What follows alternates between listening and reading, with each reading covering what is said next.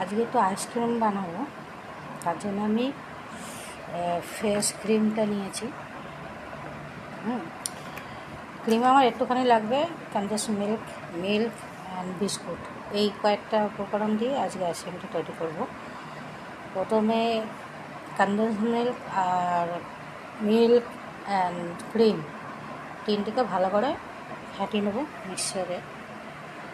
তারপরে যখন হয়ে যাবে সেটা একটা পাত্রে ঢেলে তার সঙ্গে বিস্কুটগুলোকে গুঁড়ো করে একসঙ্গে মিশিয়ে নেব।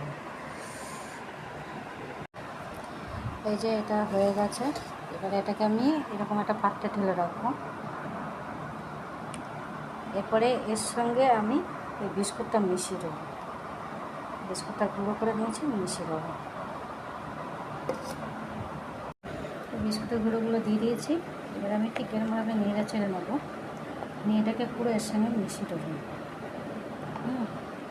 মিশিয়ে দিয়ে এটাকে ঢাকা দিয়ে প্রায় 12 ঘন্টা মতন রেখে দেবো, তারপরে জমে যাবে। তারপরে আপনাদের আমি দেখাবো আইসক্রিমটা কীরকম তৈরি হয়েছে। আইসক্রিমটা রেখেছিলাম, আইসক্রিমটা তৈরি হয়ে গেছে, আমি দেখাচ্ছি। সবে বার করেছি।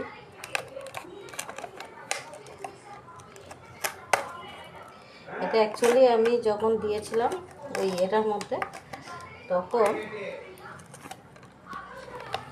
ওই আইসক্রিম যেমন কেটে করে বার করে না এরকম, ওইগুলো যদি আমার কাছে থাকতো এটা বেশ এরকমভাবে বেরিয়ে আসতো, কিন্তু আমার সেটা নেই, আমি চামচ দিয়ে দিচ্ছি। এটা যখন দিয়েছিলাম তখন কিন্তু ভালো করে 2-3 বার ফাটিয়েছিলাম ওই মিক্সার মেশিনে। তারপরে এটাকে ভালো করে ফাটিয়ে ক্রিম হওয়ার পরে আমি দেখিয়েছি আপনাদেরকে কেমন, তারপরে এরকমভাবে এই আইসক্রিমটা তৈরি করেছি।